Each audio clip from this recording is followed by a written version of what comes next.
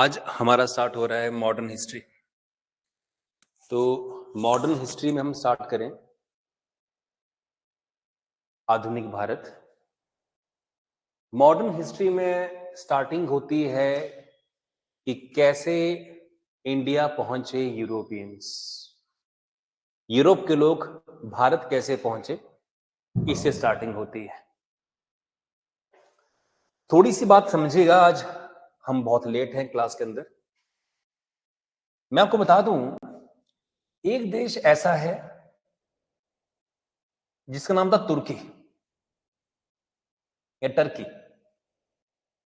यह है यहां पर तुर्की जोड़ता है किसको, एशिया को किसके साथ भाई, यूरोप के साथ, थ्रू लैंड रूट्स। अगर बाय लैंड जाना, जब शिप्स का आविष्कार नहीं हुआ था, समुद्री जहाजों का आविष्कार नहीं हुआ था, उस समय पे जो लोग हैं वो इसी रास्ते जो है वो आते जाते थे। ठीक है जी, उस समय लोग इसी रास्ते आते जाते थे व्यापार के लिए। ट्रेड हो रहा है माने यूरोप और एशिया के बीच में, तो तुर्की के रास्ते हो रहा है ट्रेड, जो व्यापार है। ठीक है जी।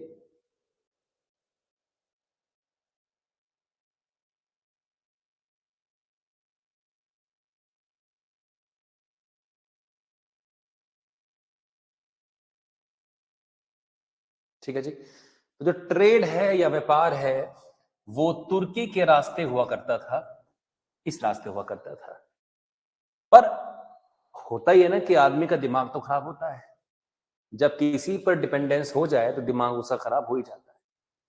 तुर्की का दिमाग कैसे खराब हुआ कि अगर मैं नहीं हूं तो ये लोग अपना सामान यूरोप से एशिया और एशिया से यूरोप ले जा नहीं सकते हैं अगर मैं परमिशन ना दूं तो। और बिल्कुल सही था। तब उस समय पे कमर्शियल शिप्स इन्वेंट नहीं हुई थी। जो शिप थी वो छोटे छोटे नाव थी, जो मछली पकड़ने के लिए, हल्का फुल्का सामान पहुंचाने के लिए, टन हजारों टन का सामान आप पहुंचाने के लिए जो कार्गो शिप्स होती है वो इन्वेंट नहीं हुई थी। दिमाग तो खराब होना था। ऊंटों के जरिए, घोड़ों के जरिए सामान पहुंचाते थे तुर्की के रास्ते। तो तुर्की ने क्या करा कि टैक्स ज्यादा लगाना जो है वो स्टार्ट कर दिया, जिस कारण से टैक्स बढ़ाती है कोई भी देश तो मुनाफा कम हो जाता है लोगों का। उस दौर में थोड़ा ना ऐसा कि लोगों से टैक्स लेते थे। उस दौर में जो व्यापारी है उसको अपनी जेब से पैसा देना पड़ता था।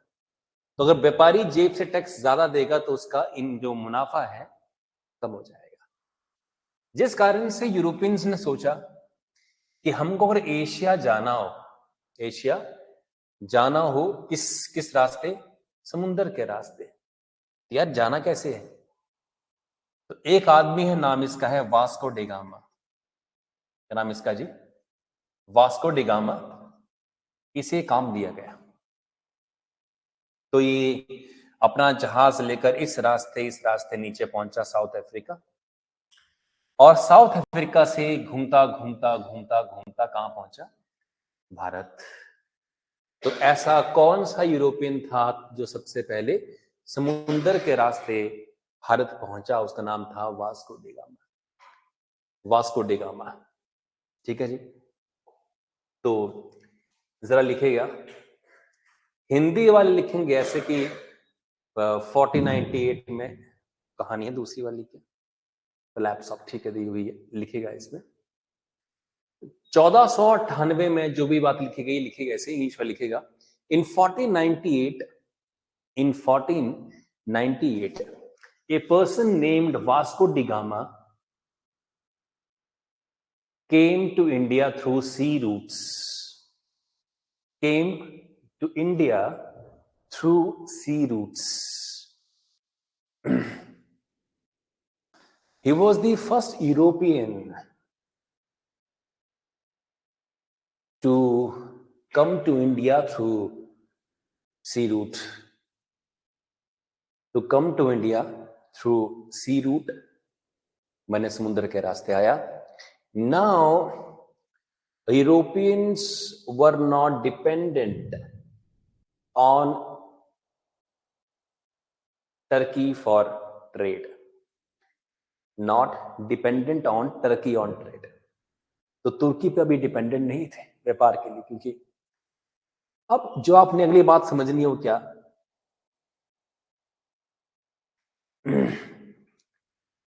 कोलैप्स ऑफ कॉन्स्टेंटिनोपल, ये बहुत ज्यादा नहीं हो जाए तो मैं आपको बता दूं, एक बात कही जाती है कॉन्स्टेंटिनोपल। कॉन्स्टेंटिनोपल 1453 में जो बाइजेंटीन एम्पायर थी उसे ऑटोमन एम्पायर ने कैप्चर कर लिया था। मैंने यूं मान के चलिए कि उस एरिया में तुर्कियों का कंट्रोल बन गया था।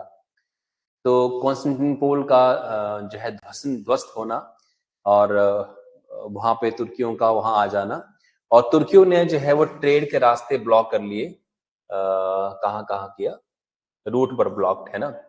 तो ये बात हमने कह ही दी है, और इस कारण से जो है वो ये रूट स्टार्ट हुआ।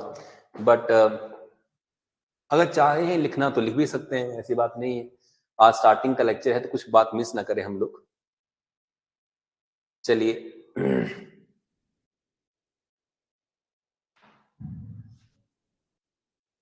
लिखिए कॉन्स्टेंटिनोपल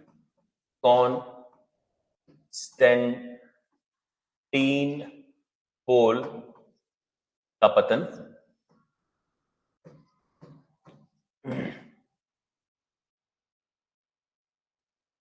1453 में, कोलैप्स ऑफ कॉन्स्टेंटिनोपल 1453।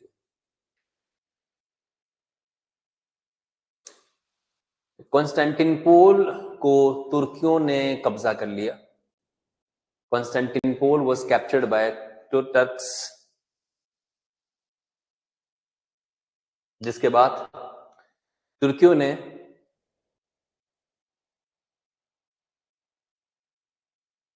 एशिया और यूरोप के रास्ते को ब्लॉक कर दिया। बिकॉज ऑफ विच, शॉर्ट में लिखेगा, because of which Turkey blocked the trade route between India and Europe, the trade route between India and Europe,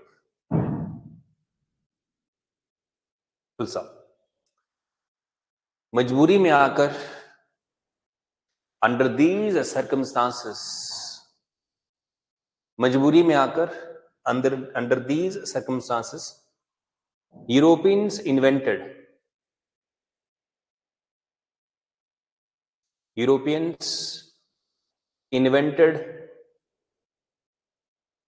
the sea route. और वही बात ये वास्को डी गामा के जरिए किया था। आदमी वास्को डी गामा था, तो खैर श्रेय तो यूरोप को ही जाएगा कि यूरोप ने ऐसा किया। यूरोप के राजा ने भेजा इसको वास्को डी गामा को, तो जा भाई ढूंढ के सी रूट को, उसने किया ऐसा। चलिए अब अगली बात में क्या पढ़ेंगे शॉर्ट में, कि entry of Europeans in India. कौन कौन से ऐसे यूरोपियंस थे जो भारत आए। सबसे पहले पुर्तगाली आए, जो हमने डिस्कस किया, वास्को डी गामा पुर्तगाल से था। 1498 में पुर्तगाली आए, झंडा उनका है। पुर्तगालियों के बाद नेक्स्ट कौन आए थे, डच आए थे। आपको पूरा सीरीज वाइज पता होना चाहिए कि पहले कौन आया, फिर कौन आया, फिर कौन। इसके बाद अंग्रेज आए, ब्रिटिश, जिन्होंने भारत के ऊपर कंट्रोल किया पूरी तरह से। फिर डेन्स आए 1616 में, और उसके बाद फिर फ्रांसीसी आए 1664 में। फ्रांसीसी 1664 में। ऐसे बोलते हैं कि जो फ्रांसीसी हैं वो एक सरकारी कंपनी के तौर पे आए थे। बाकी सारी प्राइवेट कंपनी थी जो व्यापार करना चाह रही थी, पर फ्रांस जो था वो एक गवर्नमेंट कंपनी थी जो ट्रेड करना चाह रही थी, सरकारी कंपनी थी।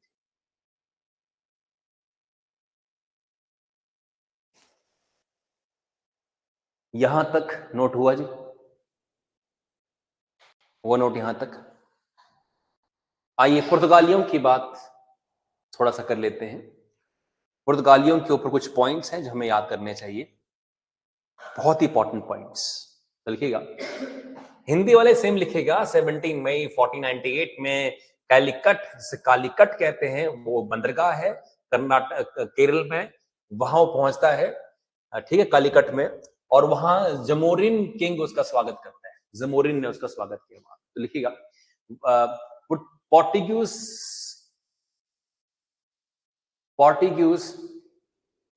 Trader Vasco da Gama reached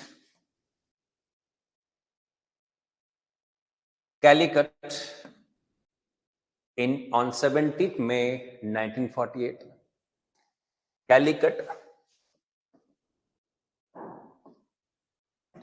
on 17 May 1498 Calicut का बंदरगाह था जहां उसका जहाज उतरा।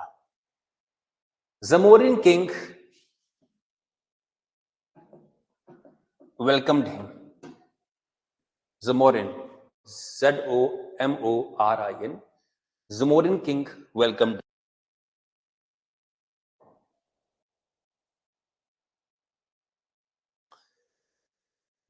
जमोरिन किंग उसका करता क्या है, स्वागत करता है, ठीक है जी। इसका उन्होंने कालीकट, कन्नानौर, कोचीन में अपने स्टेशन बना दिए। और इंपॉर्टेंट बात क्या है कि इनका पहला गवर्नर कौन था, फ्रांसिस डी अल्मोड़ा, पहला गवर्नर। लिखेगा, दे हिंदी वाले सेम छापेंगे, इंग्लिश वाले लिखेगा, आफ्टर कैलिकट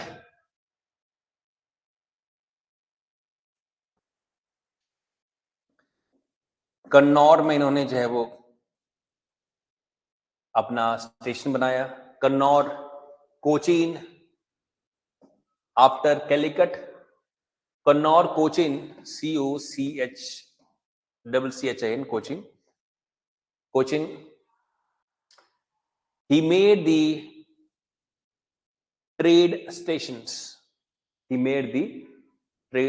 एग्जाम में कई बार आया है कि कैलिकट के बाद पुर्तगालियों ने कहां अपना जो है वो ट्रेड या स्टेशन, व्यापारी स्टेशन बनाया।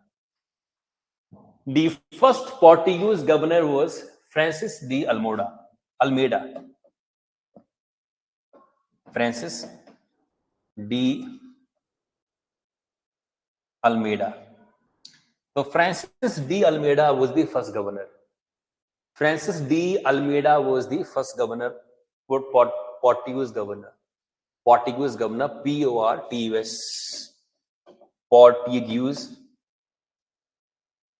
Portuguese governor.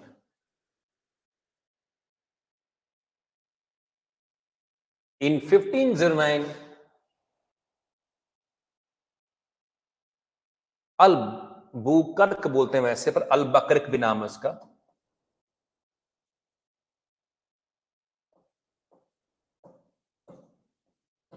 अल-बकरिक, in 1509, अल-बकरिक became the governor. और अल-बकरिक के बारे में खास बात क्या है, या अल-बुकर्क के बारे में खास बात क्या है कि उसने 1510 में बाजीपुर के शासक को हराकर गोवा पे कब्जा किया था। एग्जाम में आ सकता है कि गोवा पर कब्जा किस साल हुआ था, 1510 में।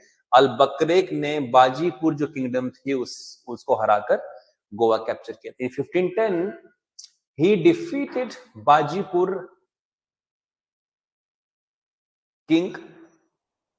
king of Bajipur. He defeated king of Bajipur. He defeated king of Bajipur. He defeated the king of Bajipur and he captured Goa. Goa पे कब्जा कर लिया।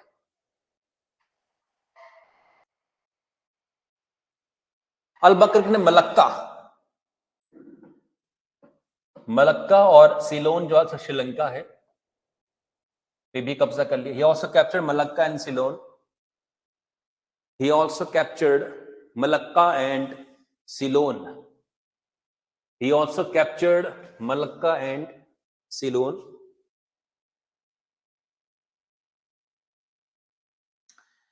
अब पुर्तगालियों ने ना बहुत सारी बस्तियां बनाई जी, बहुत सारी बस्तियां मतलब छोटे छोटे जो है स्टेशन, जैसे इन्होंने जो है दमन, जो दीव एंड दमन है, सालसेट है, बॉम्बे है, मद्रास है, यहां पर पोर्टुगीज ने अपनी बस्तियां बनाई, मैंने एक तरह से लोग वहां सेटल किए इन इलाकों में। हिंदी वाले सेम छापेंगे और इंग्लिश वाले जो मैं बोलूंगा वो लिखेंगे। तो लिखिएगा दे, मैंने sorry, Albuquerque made many small societies, Portuguese society, Portuguese colony मत एनएचपीसी वाले देखे आपने, एनएचपीसी जहां जहां भी गए उसने वहां क्या बनाई है, कॉलोनीज। जैसे चंबा में खैनी में बनाई हुई है, ककीरा में, करिया में बनाई हुई है, सुंगानी में बनी हुई है कॉलोनीज, जहां फिर उनके लोग रहते हैं, कॉलोनीज। तो बड़ा मजा आता है क्योंकि गांव बैकवर्ड होते हैं तो कॉलोनी में जो अलग तक के लोग यहाँ पढ़ लिखे लोग हैं, यहाँ तो इंटेलेक्चुअल लोग हैं, यहाँ तो है कि नहीं, उससे माहौल क्या थोड़ा सा चेंज होता है। ठीक है जी, तो लिखा आपने इसको, लिखिएगा many Portuguese societies or colonies, Portuguese societies or colonies at Daman, Salsette, Bombay and Madras।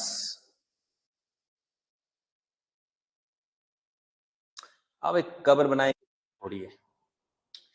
16वीं शताब्दी के अंत तक पुर्तगालियों की शक्ति का पतन हो गया था। उनके हाथ में खाली गोवा, दमन और दीव रहे, बाकी संपत्ति उन्होंने अंग्रेजों के हाथ लड़कर खो दी, फ्रांसीसियों के हाथ लड़कर खो दी। उन फ्रांसीसियों ने और अंग्रेजों ने इनसे सब छीन लिया। यहाँ पर देखिए, at the end of 16th century, Portuguese lost everything in India except Portuguese lost everything in India except Goa, Div and Daman। ठीक है जी, आज क्लास लेट स्टार्ट हुई थी तो दूसरी क्लास हमारी इंटरप्ट ना हो जाए, मैं इसको यहीं तक रखूंगा, कल हम यहां से आगे बढ़ेंगे। Quick break of just 1 minute.